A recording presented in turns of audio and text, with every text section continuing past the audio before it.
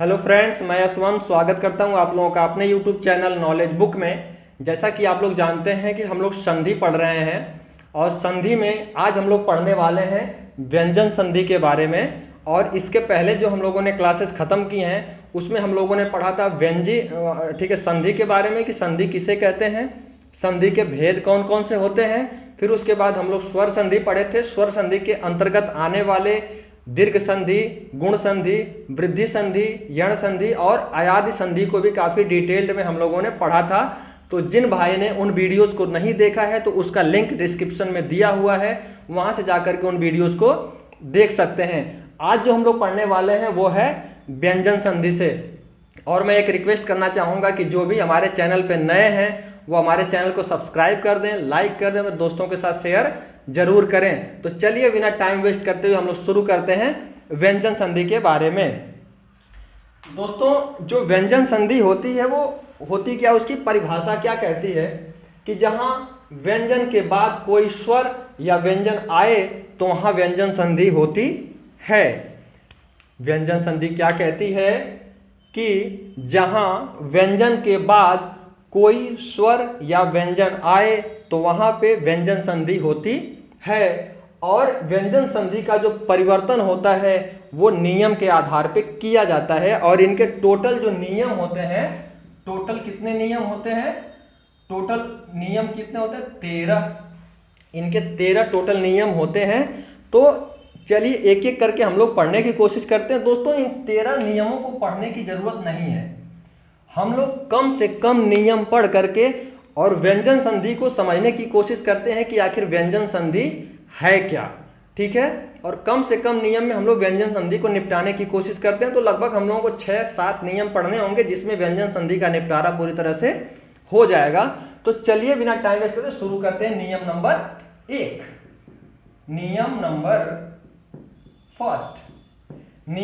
First जो है व्यंजन संधि का, वो ये कहता है कि यदि छ के पूर्व, क्या कहता है, यदि छ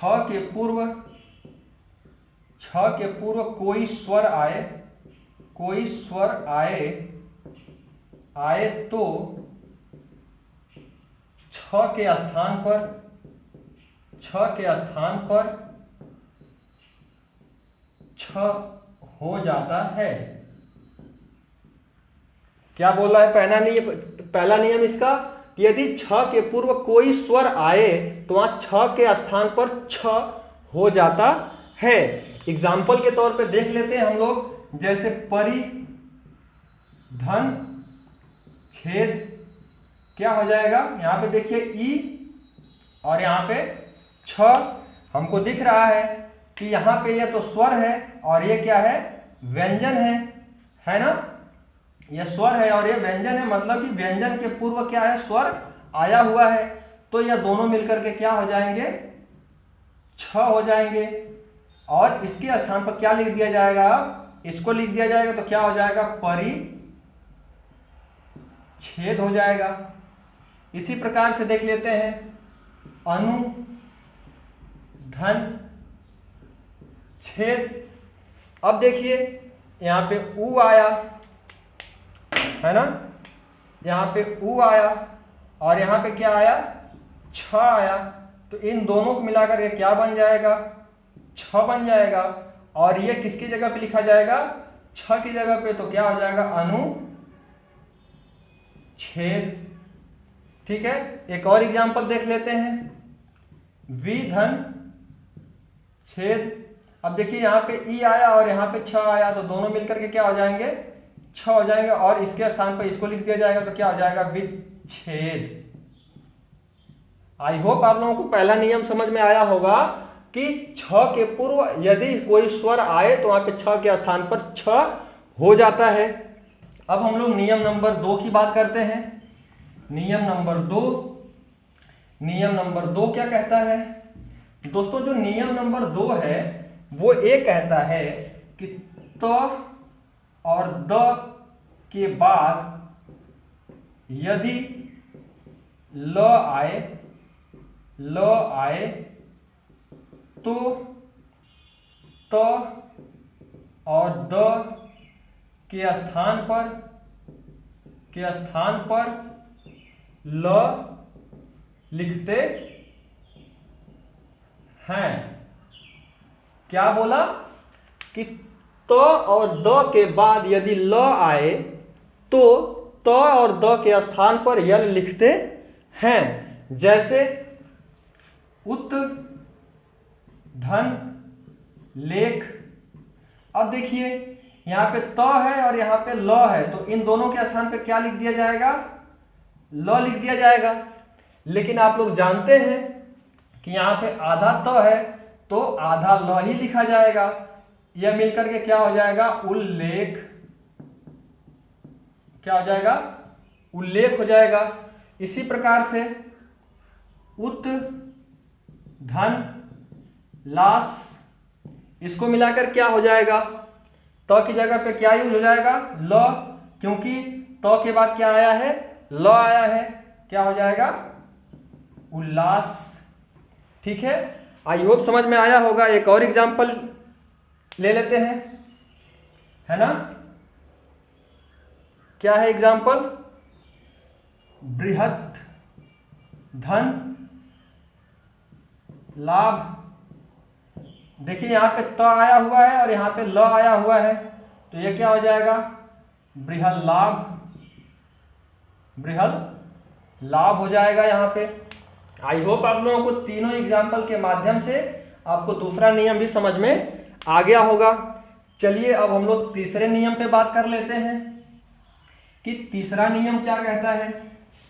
तीसरा नियम बहुत ही इंपॉर्टेंट नियम है, इसको थोड़ा सा ध्यान दीजिएगा कि यदि त और द के बाद, त और द के बाद क्या आए? स आए, वो भी स कौन सा होता है? ये तालव्य वाला। तो क्या होता है? त और द के स्थान पे, त और द के स्थान पर च क्या हो जाता है? त और द के स्थान पर च और स के स्थान पर छ लिखते हैं। मतलब कहने का ये है कि यदि त और द है तो उसके स्थान पर क्या लिखा जाएगा? च लिखा जाएगा, और यदि स है तो उसके स्थान पर क्या लिखा जाएगा? छ लिखा जाएगा। और इसी प्रकार से यदि त और द के बाद क्या आता है? ह आता है।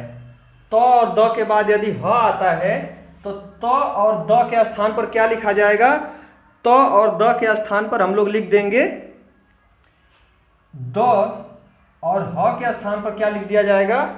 ह के स्थान पर लिख दिया जाएगा ध।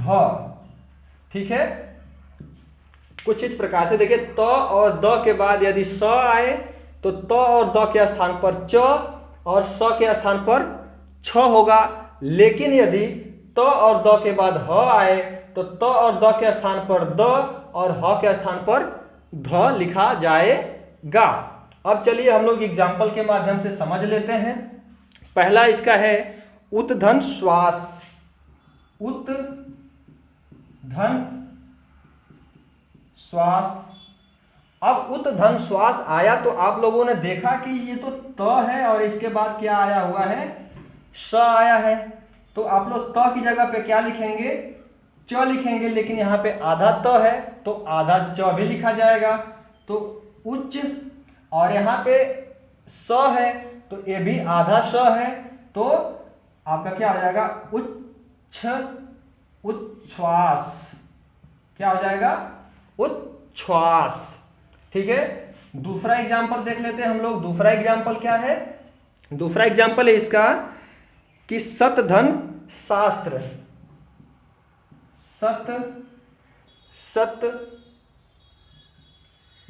सत, धन, शास्त्र, है ना? अब इसको क्या लिखेंगे? देखिए यहाँ पे त है और यहाँ पे स है, तो यहाँ पे क्या हो जाएगा? सच, और यहाँ पे छात्र, छात्र, ठीक है, उच्चारण कर लीजिए आप लोग, ठीक है।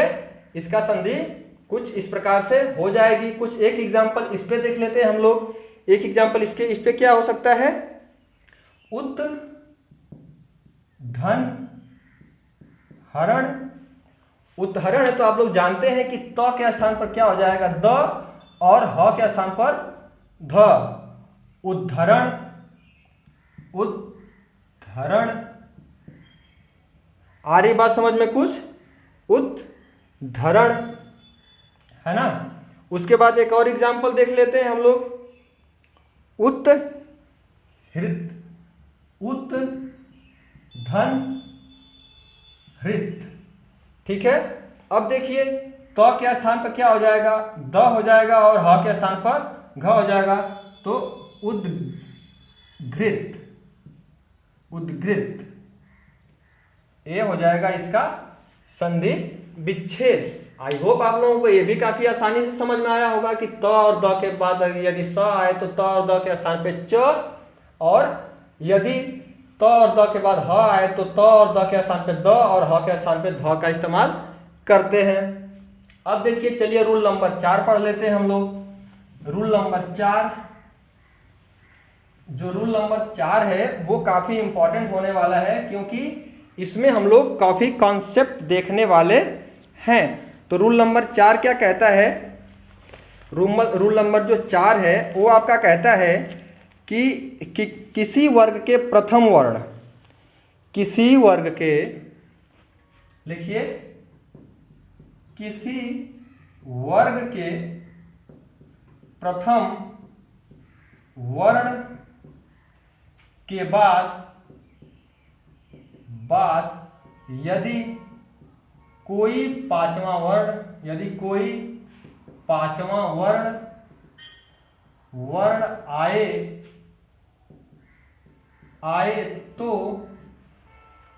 आए तो क्या हो जाएगा, तो प्रथम वर्ण का परिवर्तन,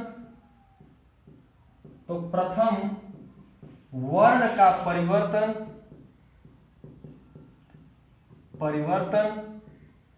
पांचवें वर्ण में हो जाएगा।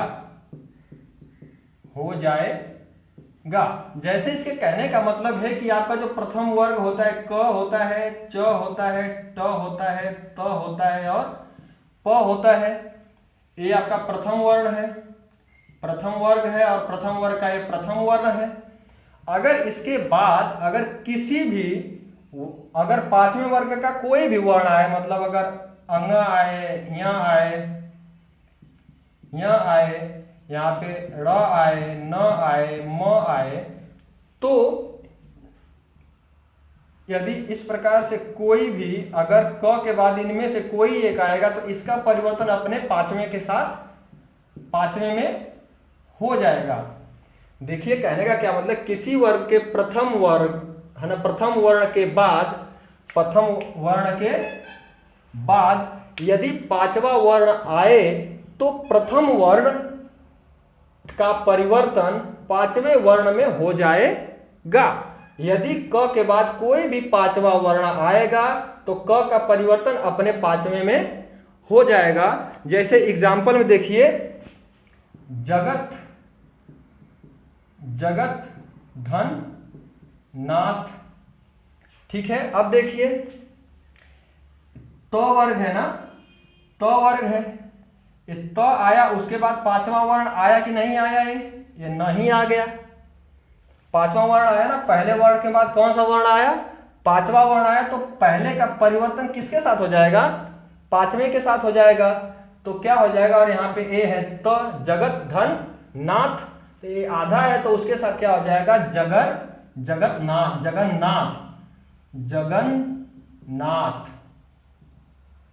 जगन्नाथ।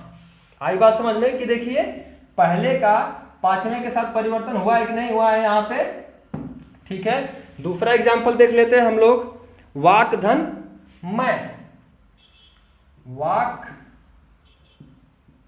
धन मैं। देखिए क के बाद पांचवा वर्ण आया कि नहीं आया है, ये वाला क के बाद पांचवा वर्ण आया है, तो इसका परिवर्तन किसके साथ होगा, अपने से पांचवें के साथ होगा। तो क्या हो जाएगा, वांग्मय।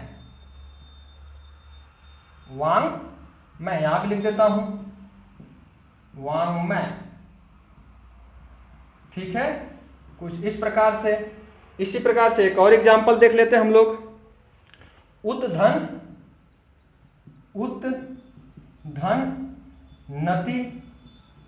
ठीक है, उत्धनति। अब देखिए त के बाद पांचवा वर्ण न आया, तो इस त का परिवर्तन किस में हो जाएगा, न में हो जाएगा। तो क्या हो जाएगा,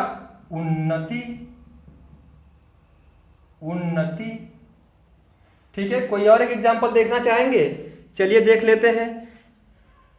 पटधन मास। पटधन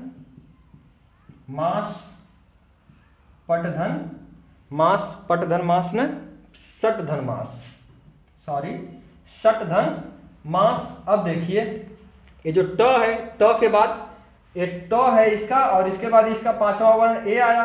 अब इसका परिवर्तन किसके साथ होगा, इसके साथ होगा। तो क्या हो जाएगा, षण्मास। ठीक है, कुछ इस प्रकार से इसका परिवर्तन हो जाएगा। सॉरी, एक इसके साथ क्या है, इसके साथ इसका क्या है, इसका तो ट है ना, ये तो त का है, और ये ट का ड़ होगा ना, तो यहाँ पे ड़ हो जाएगा, षण्मास। आई बात समझ में।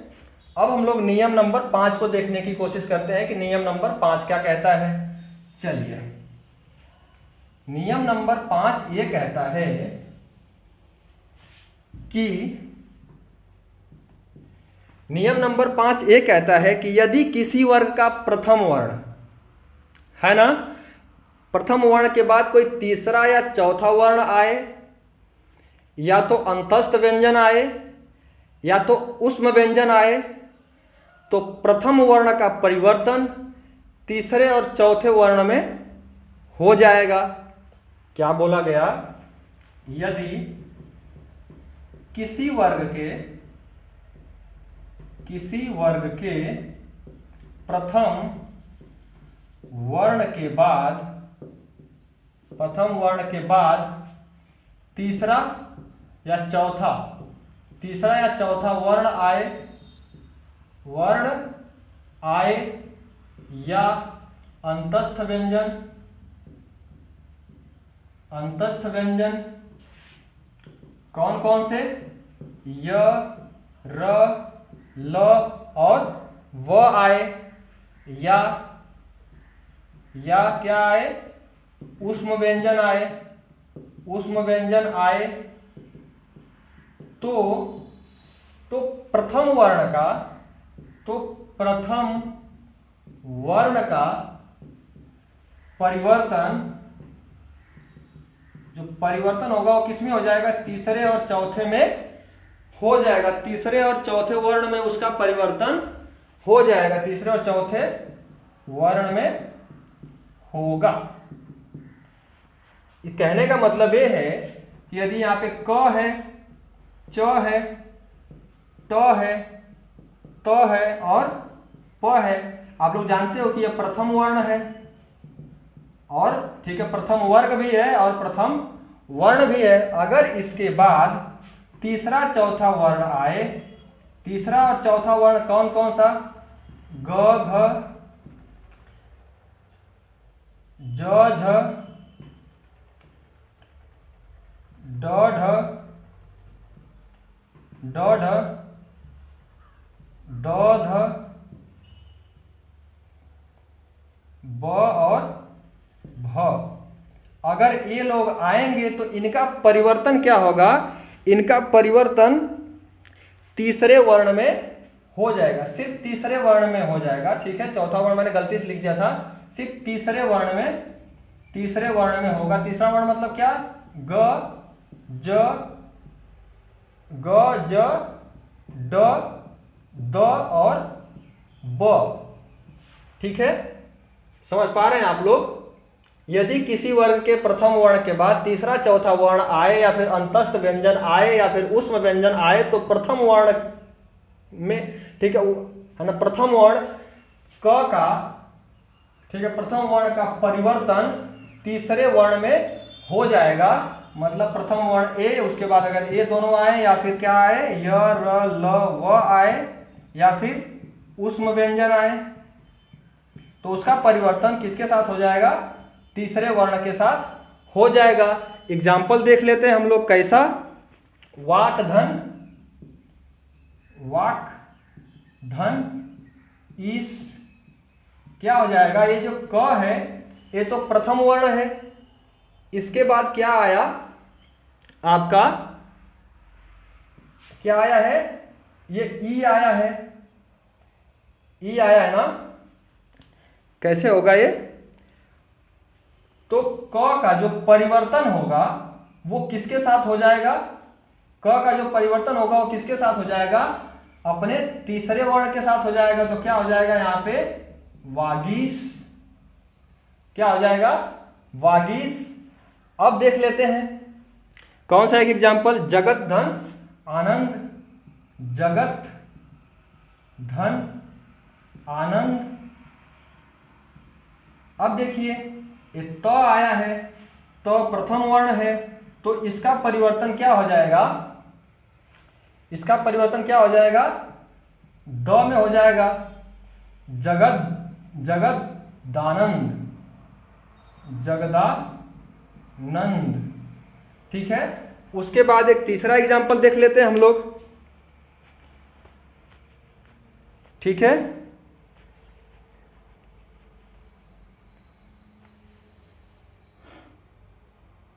ठीक है, सतधन धर्म, सतधन धर्म। देखिए अब सत तो आया, इसके बाद कौन सा आया, इसका चौथा वर्ण आया, तो इसका जो परिवर्तन होगा वो किसके साथ हो जाएगा, किसके साथ हो जाएगा, तीसरे के साथ हो जाएगा। तो क्या हो जाएगा, सद धर्म, सद धर्म।